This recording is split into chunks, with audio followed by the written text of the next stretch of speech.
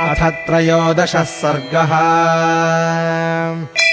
पुनः प्राप्ते वसन्ते तु पूर्णः संवत्सरोऽभवत्। प्रसवार्थम् गतो यष्टुम् हयमेधेन वीर्यवान्। अभिवाद्य वसिष्ठम् च न्यायतः प्रतिपूज्य च अब्रवीत् प्रश्रितम् वाक्यम् प्रसवार्थम् द्विजोत्तमम्। यज्ञो मे क्रियताम् ब्रह्मन् यथोक्तम् मुनिपुङ्गवा। यथा न विघ्नाः क्रियन्ते यज्ञाङ्गेषु विधीयताम्। भवान् स्निग्धः सुहन्मह्यम् गुरुश्च परमो महान्। वोढव्यो भवता चैव भारो यज्ञस्य चोद्यतः। तथेति च स राजानमब्रवीद्विजसत्तमः। करिष्ये सर्वमेवैतद्भवता यत्समर्थितम्। ततोऽब्रवीद्विजान् वृद्धान् यज्ञकर्मसु निष्ठितान्। स्थापत्ये निष्ठितांश्चैव वृद्धान् परमधार्मिकान्। कर्मान्तिकान् शिल्पकारान् वर्धकीन् खनकानपि। गणकान् शिल्पिनश्चैव तथैव नटनर्तकान्। तथा शुचीन् शास्त्रविदः पुरुषान् सुबहुश्रुतान्।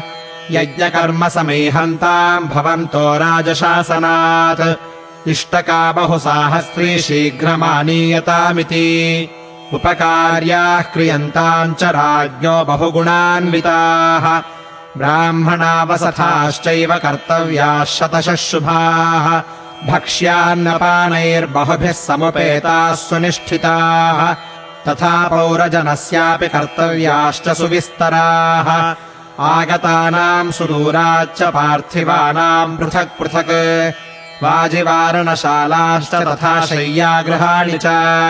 भटानाम् महदावासा वैदेशिकनिवासिनाम्। आवासा बहुभक्ष्या वै सर्वकामैरुपस्थिताः। तथा पौरजनस्यापि जनस्य बहुशोभनम्। दातव्यमन्नम् विधिवत् सत्कृत्य न तु लीलया।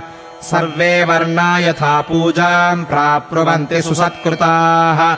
न चावज्ञा प्रयोक्तव्या कामक्रोधवशादपि। यज्ञकर्मसु ये व्यग्राः पुरुषाः शिल्पिनस्तथा। तेषामपि विशेषेण पूजा कार्या यथाक्रमम्। ये स्युः सम्पूजिताः सर्वे वसुभिर्भोजनेन च।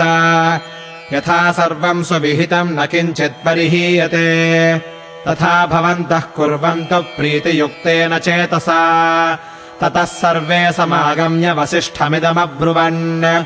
यथेष्टम् तत्सुविहितम् न किञ्चित् परिहीयते। यथोक्तम् तत्करिष्यामो न किञ्चित् परिहास्यते। ततः सुमन्त्रमाहूय वसिष्ठो वाक्यमब्रवीत्। निमन्त्रयस्व नृपतीन् पृथिव्याम् ये च धार्मिकाः। ब्राह्मणान् क्षत्रियान् वैश्यान् शूद्रांश्चैव सहस्रशः। समानयस्व सत्कृत्य सर्वदेशेषु मानवान्। मिथिलाधिपतिम् शूरम् जनकम् सत्यवादिनम्। तमानय महाभागम् स्वयमेव सुसत्कृतम्। पूर्वम् सम्बन्धिनम् ज्ञात्वा ततः पूर्वम् ब्रवीमि ते। तथा काशीपतिम् स्निग्धम् सततम् प्रियवादिनम्।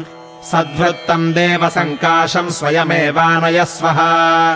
तथा केकयराजानम् वृद्धम् परमधार्मिकम्। श्वशुरम् राजसिंहस्य सपुत्रम् तमिहानय। अङ्गेश्वरम् महेश्वासम् रोमपादम् सुसत्कृतम्। वयस्यम् राजसिंहस्य सपुत्रम् तमिहानय। तथा कोसलराजानम् भानुमन्तम् सुसत्कृतम्।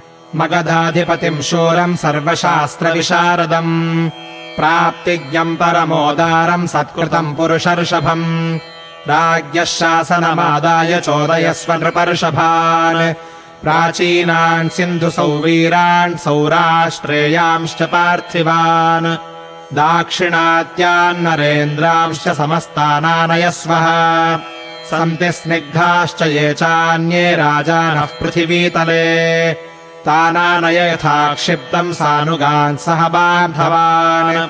एताम् दूतैर्महाभागैरानयस्व नृपाज्ञया। वसिष्ठवाक्यम् तच्छ्रुत्वा सुमन्त्रस्त्वरितम् तदा। व्यादिशत्पुरुषांस्तत्र राज्ञामानयने शुभान्। स्वयमेव हि धर्मात्मा प्रयातो मुनिशासनात्।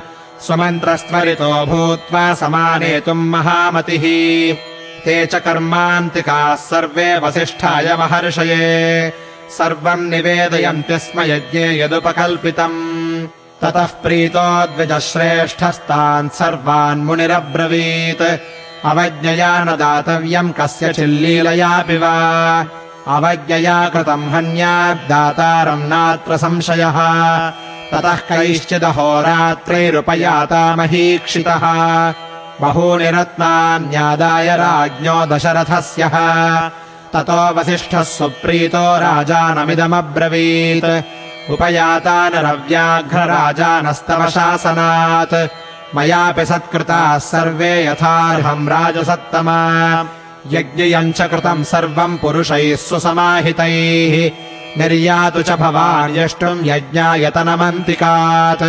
सर्वकामैरुपहृतैरुपेतम् वै समन्ततः द्रष्टुमर्हसि राजेन्द्र मनसेव विनिर्मितम् तथा वसिष्ठवचनादृश्य शृङ्गस्य चोभयोः दिवसे शुभनक्षत्रे निर्यातो जगतीपतिः ततो वसिष्ठप्रमुखाः सर्व एव द्विजोत्तमाः ऋष्यशृङ्गम् पुरस्कृत्य यज्ञकर्मारभंस्तदा यज्ञवाटम् गताः सर्वे यथा शास्त्रम् यथाविधि श्रीमांश्च सह पत्नीभिः राजा दीक्षामुपाविशत् इत्यार्षे श्रीमद् रामायणे वाल्मीकीये आदिकाव्ये बालकाण्डे 13 सर्गः।